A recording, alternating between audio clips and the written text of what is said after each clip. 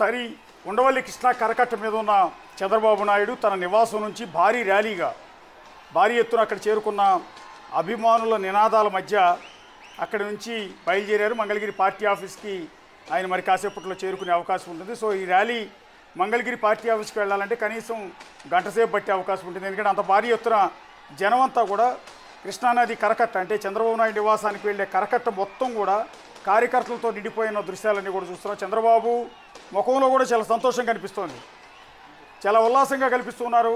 అది కూడా భారీ స్థాయిలో ఒక రికార్డు స్థాయిలో వచ్చిన ఆ విజయం ఆయన ముఖంలో మనకు స్పష్టంగా కనిపిస్తోంది. ఐదేళ్ల కష్టం తర్వాత తిరిగి ఆ పార్టీ అధికారంలోకి రాబోతోంది. ఈ నేపథ్యంలో చంద్రబాబు నాయుడు ముఖంలో చాలా సంతోషం కనిపిస్తోంది క్లియర్గా. అందుకనే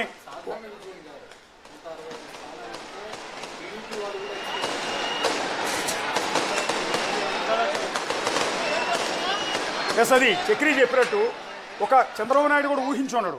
బహుశా ఒక కేకే సర్వే అనేవాళ్ళు ఏదో ఊహించి చెప్పారు. వాళ్ళు కూడా 161 చెప్పారు.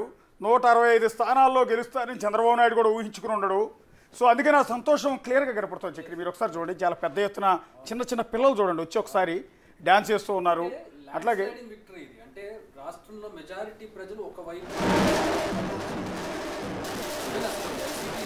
విజయమే లాస్ట్ ల్యాండ్ స్లైడింగ్ అనుకున్నారు, కానీ ఇది అసాధారణమైనటువంటి విక్టరీ ఒక రాష్ట్రంలో.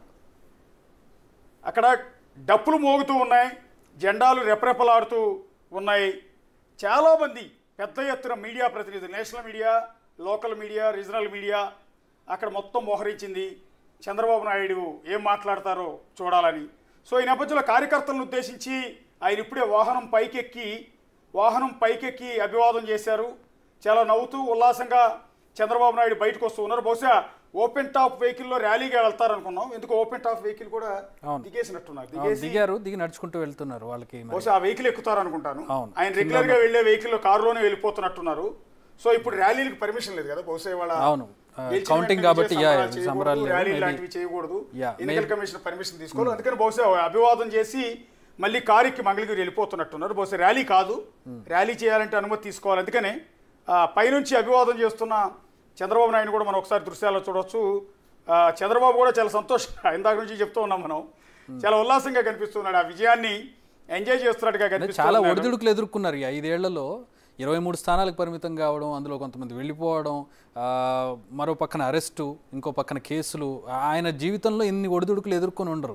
ఈ 5 ఏళ్లలో అన్ని ఒడిదుడుకులు ఎదుర్కొని ఈ స్థాయి విజయాన్ని సాధించిన తర్వాత అఫ్కోర్స్ కుటుంబంలో కానీ ఆయనలో కానీ ఆ సంతోషం అనేది రిజంబుల్ అయ్యే అవకాశం ఖచ్చితంగా ఉంటుంది. దాదాపు 53 రోజుల పాటు జైల్లో ఉన్నారు. అవును, జైల్లో ఉన్నారు. వీటికి తోడు కొన్ని అవమానాలు. ఒక ప్రెస్ మీట్ మీకు గుర్తుండి ఉంటుంది, ఏడ్చారు. మంగళగిరి అదే పార్టీ జాతీయ కార్యాలయం లోపలికి వచ్చి చిన్నపిల్లవాడి మాదిరిగా 3 సార్లు సీఎంగా పనిచేసిన వ్యక్తి, 3 సార్లు సీఎంగా వయసున్న వ్యక్తి, 40 ఏళ్ల రాజకీయ అనుభవం ఉన్న వ్యక్తి, దాదాపు 75 ఏళ్ల వయసు ఉన్న వ్యక్తి బోర్ను ఏడ్చాడు. అంటే ఇంట్లో చిన్నపిల్లలు ఏడ్చినంత ఆ బాధ ఆ రకంగా రిఫ్లెక్ట్ అయింది. అంత దారుణంగా బాధపడ్డారు, తన భార్యను ఉద్దేశించి ఈ రకంగా కామెంట్ చేశారు అని.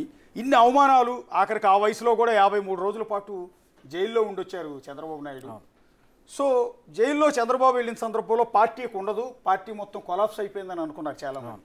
బట్ జైల్లోంచి రిలీజ్ అయిన తర్వాత బయటకు వచ్చి ఆయన కొడుకు లోకేష్ ఇద్దరు కూడా రాష్ట్రం అంతా పర్యటించారు. ఆ వయసులో ఆయన పర్యటన చేయడం అంటే జగన్మోహన్ రెడ్డి వయసు కానీ, పవన్ కళ్యాణ్ వయసు కానీ, లోకేష్ వయసు కానీ ఇదంతా వేరు.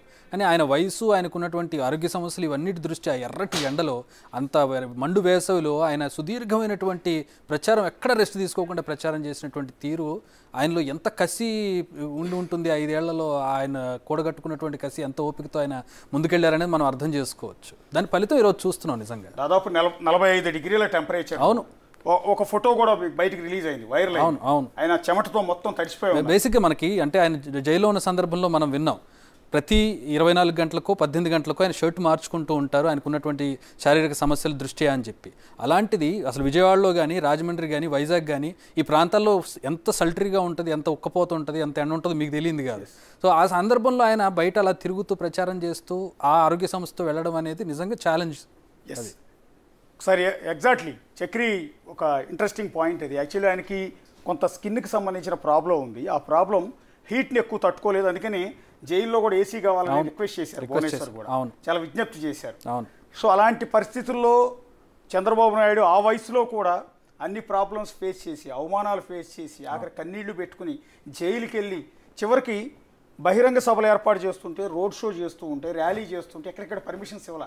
సొంత నియోజకవర్గం కుప్పం వెళ్ళిన సందర్భంలో కూడా అక్కడ ఉన్న ఎస్పీ నిశాంత్ రెడ్డి ఆపేశాడని ఆ రోజు ఆయన పెద్ద ఎత్తున ఫైర్ అయ్యాడు. నా నియోజకవర్గంలో నాకే ఎంట్రీ లేదంట తమ్ముళ్ళు అంటూ ఆయన ఆవేదన వ్యక్తం చేశాడు. ఆయన తర్వాత ఆయన కొడుకు లోకేష్ పాదయాత్ర చేపట్టారు యోగాళం పేరుతో.